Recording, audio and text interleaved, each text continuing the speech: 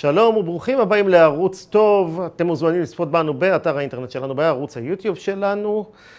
בשבוע שעבר עלתה לכותרות קהילת היהודים המשיחיים בהקשר של ראש הממשלה היוצא יאיר לפיד ובני משפחתו, החיבור שלהם אליו. איתנו בשיחת זום אדם עייש, חבר הקהילה, חבר המיסיון, חבר קהילת היהודים המשיחיים לשעבר, אדם שיצא משם והסיפור שלו איתו. שלום אדם. שלום. אדם, אתה רוצה לספר לנו קצת על הניסיון שלך, ההיכרות, אנשים שומעים היהודים המשיחיים, לא מבינים בעצם שמדובר בכת נוצרית. זה נשמע יהודי לגמרי. אוקיי, אז אני אתחיל לספר מה זה יהודים משיחיים. אז יהודים משיחיים זה בעצם כת נוצרית עם תחפושת של יהדות. שהם אין להם צלבים בכנסיות שלהם, הכנסיות שלהם נקראות קהילות, הם מאמינים כאילו בתנ"ך ובברית החדשה, והם משתמשים במושגים יהודיים במקום מושגים נוצרים, כתחפושת, תחפושת ליהדות. כלומר, איך זה בא לידי ביטוי? כלומר, איך זה בא לידי ביטוי? נגיד, במקום נוצרים הם אומרים משיחיים,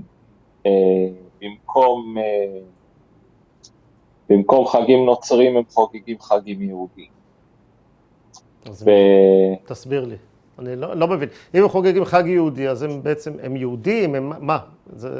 הם צאצאים ליהודים? לא, הם מלבישים לזה משמעויות שקשורות לישו נגיד, והם חוגגים בעיקר בשביל שהיהודים יתחברו אליהם, ואז הם לאט לאט יאמירו את דתם, שהם יגידו אנחנו כמוכם, דומים לכם. יש פסוק בברית החדשה שאומר, פאולוס השליח, שם אומר, למען היהודים אני כיהודי כדי להשיג יהודים. זאת אומרת שיש להם מצווה להתחפש ליהודים כדי להפוך את היהודים להיות כמוהם. אבל הם מאמינים בישו ובבשורה והכל כמו כל קהילה נוצרית אחרת. כן, זה בעצם תת זרם של הנצרות הפרוטסטנטית, שהם שונים מהקתולים, אבל הם מאמינים בכל עקרונות הנצרות הפרוטסטנטית, וגם חלק מהקתולית, כמו השילוש הקדוש, כמו לידת הבתולה, כמו ישו שמכפר חטאים במותו על הצלב, כמו כל הכנסיות.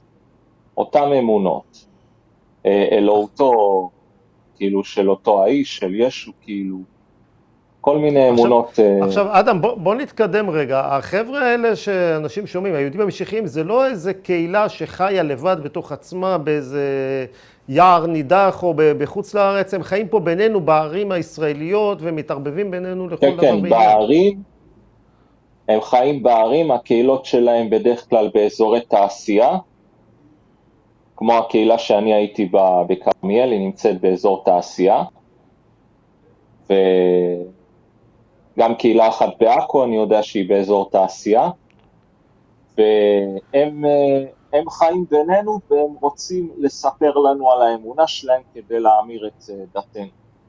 הם לא רוצים להשאיר את זה לעצמם. אז איך אתה בעצם הגעת לשם? בוא תספר לנו, שנבין איך זה עובד.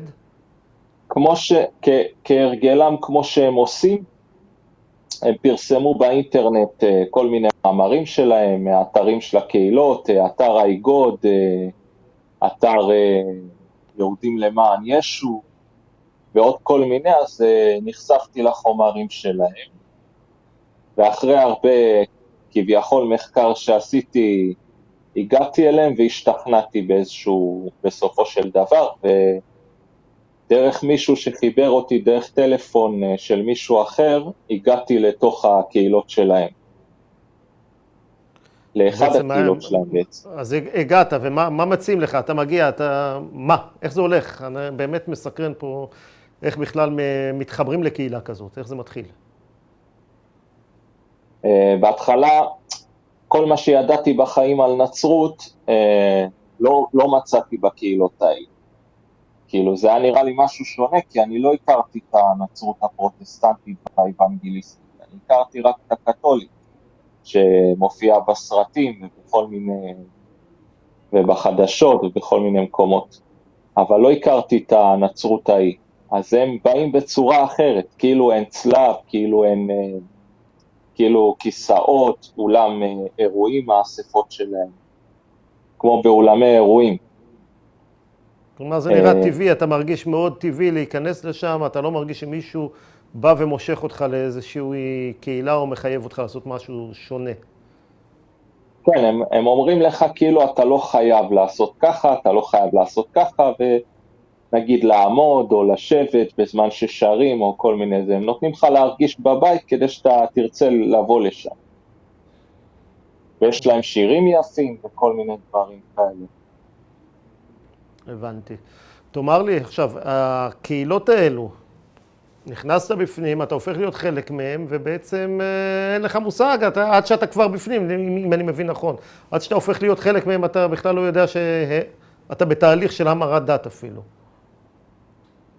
אתה בעצם ממיר את דתך, אבל אתה לא יודע שאתה ממיר את דתך. אתה כאילו נכנס לשם, הם אומרים לך, תקבל את ישו, תגיד כמה מילים נגיד, תיכנס לחיים שלי וכאלה, וברגע שאתה עושה את זה, אתה ממיר את הדת. ואחר כך יש תהליך שנקרא טבילה,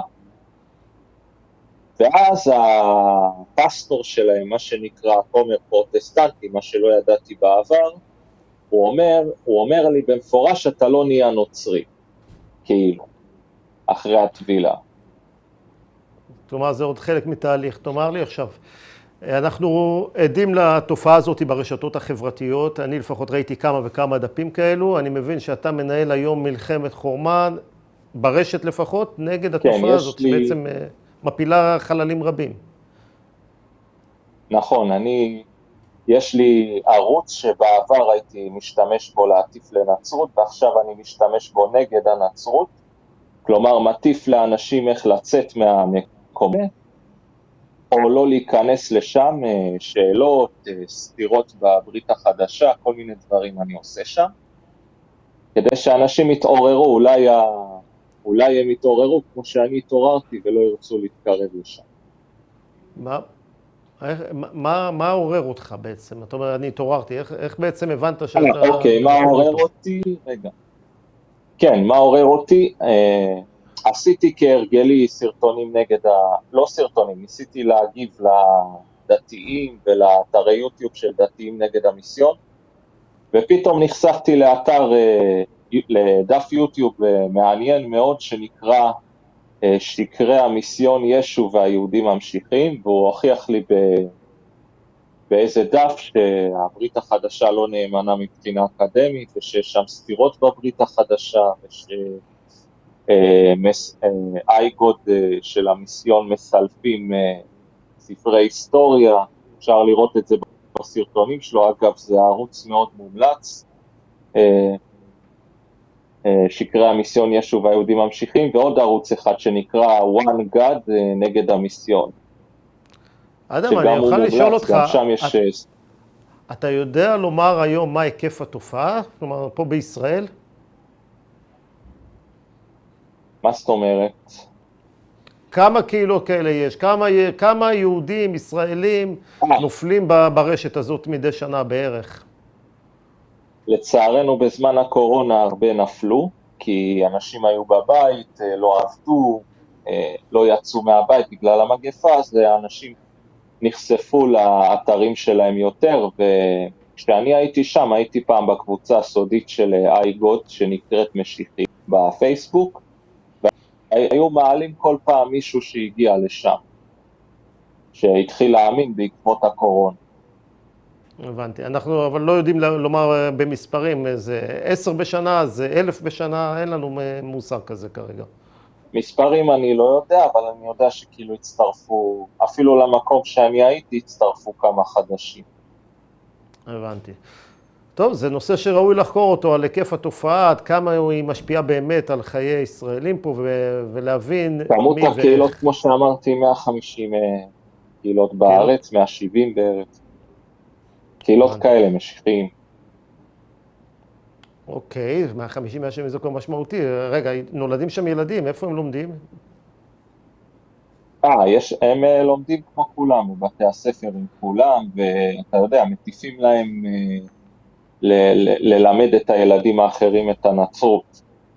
כלומר, יכול להיות כאילו, שהילד שלי החברים פוגש שלהם. ילד כזה בבית הספר, והולך אליו הביתה לשחק, ואני כן. לא יודע מה קורה.